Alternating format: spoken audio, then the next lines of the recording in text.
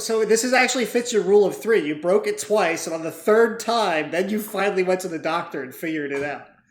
That's actually a really good point. I hadn't even put 2 and 2 together, but you're exactly right, dude. I waited until I had broken it 3 times, and then I just got them all fixed at once. And so far, I don't think I've broken it again.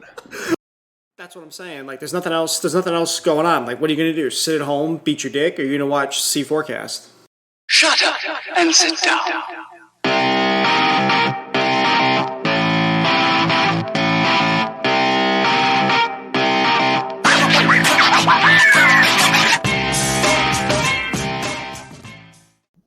The main, just a point of advice.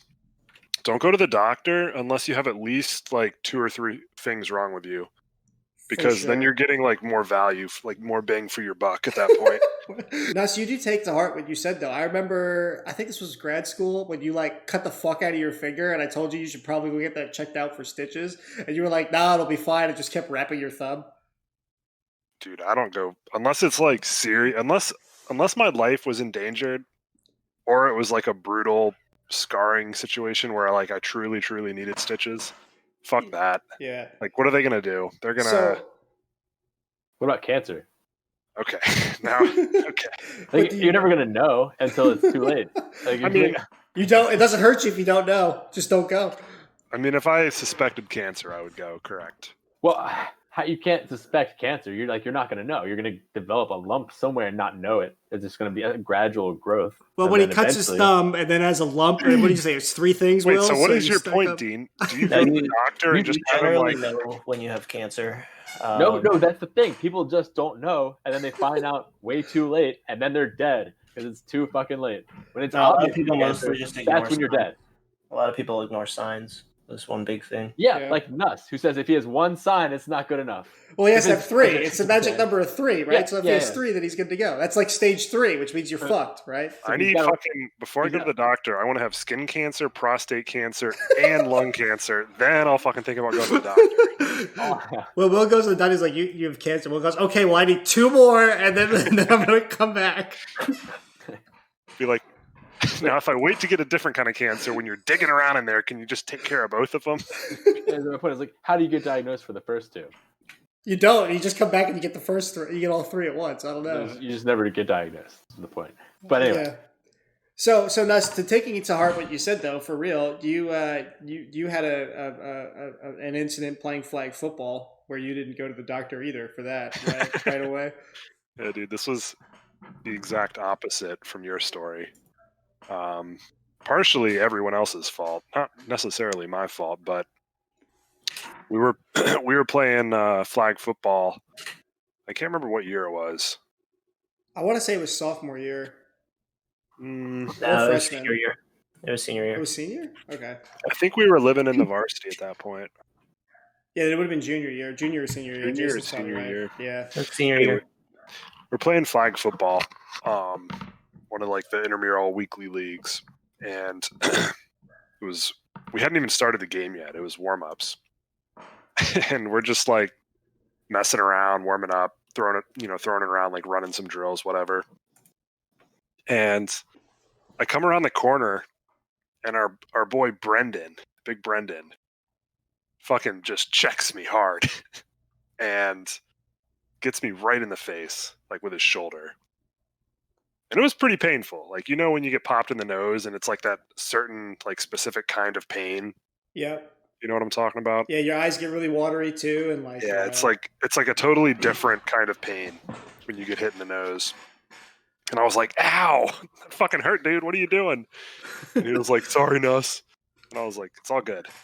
So I go over. I'm bleeding a little bit. I'm like, "Oh shit, I'm bleeding a little bit." And I go over to Dave. Same Dave as from Brad's story. And I asked Dave, I'm like, "Dave, is my nose good? I'm bleeding a little bit. Am I good?" And he just looks me right in the eyes and says, "Yeah, dude, you're good." So I sit there on the side with a towel until the bleeding stops.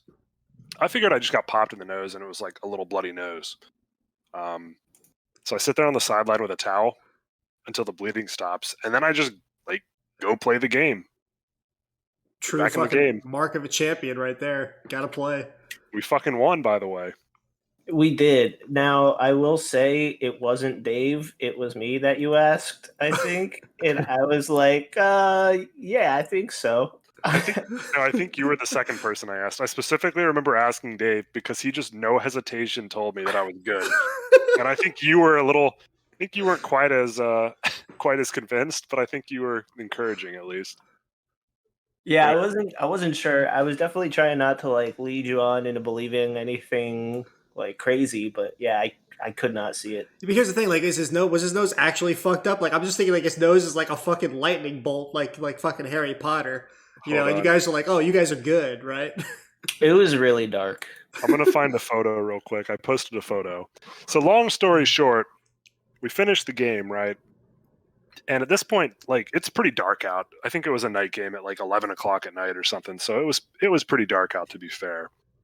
But we get back home, and I look in the mirror in my dorm room, and my nose is beyond fucked. Like it is just crooked as shit. Here, I found a picture. Let me send this to you. I'll pull it up on the thing. This is the picture I. Let me send this to you real quick. Did that work? Let me see if that works. Yeah. Basically, my nose is just shifted like half an inch to the left. Clearly broken. Meanwhile, all these dudes are telling me that I'm good to go. And I played a whole football game with a broken nose. Oh, man. That's pretty brutal. So... Yeah, but so it was broken, and then how long did it take for you to actually go see a doctor for it? Too long, because basically I didn't go see a doctor for a number of months, which apparently, if you ever break your nose, go see a doctor quickly, because if you don't and it has time to set, to fix it, they have to re-break it. So they had to like basically re-break my nose to put it back in place. Because the problem is I had no airflow out of one side of my nostrils because it had completely like caved in. Yeah, but what I want to know is, how did you not notice that? Like that you could only breathe out of one side of your nose? Not when it happened, no. But you said it took months before you went to the doctor. Like I'm sure between like when it broke and like months later. That was more so just me being lazy or. He only had one symptom, and it was a completely bent fucking nose. Yeah, dude. He was trying to get his money's worth, so the deviated septum wasn't enough for you to go to the doctor. I was waiting for that 2-for-1 special. He was waiting until he had like diarrhea and an upset tummy. Oh my god! So you go there, they had to re-break it, right? They had to re-break. Also, I learned that I had broken my nose at least twice before. Yeah. So hold on a second. I want to unpack that real quick. So you go there, right? For this break, and they tell you what happened, and they say that you've also broken your nose in the past, right? Yep. So you come over, and I remember this because you came and told me that. I think it was like me, Brendan, and some other people. Like you were like, yeah. So they said like I had broken my nose before, and this ties back even further back to the beginning of the freshman year because I'm Italian, right? I guess by ancestry, so I've got a huge fucking nose. And when I came into the dorm rooms, the only other person that had a weird looking nose was Nuss. Hell yeah, brother! The bigger the nose, the bigger the hose. And I said something freshman year. I was like about that to you, right? And then you tell us this story, years later, right? And you're like, yeah. So apparently I broke my nose twice before, and I remember specifically standing up and snapping my fingers, like, I knew it. I knew your nose was fucked up.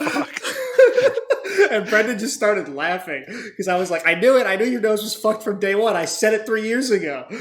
Yeah, dude. The doctor showed me the x-ray and he was like, you can see the fracture right here. And there was like a clear fracture point that was not at all related to what I had done at that point. And he was like, and then there's another one here that's not quite as obvious, but it looks like there was at least a hairline fracture. So this is actually fits your rule of 3. You broke it twice, and on the third time, then you finally went to the doctor and figured it out.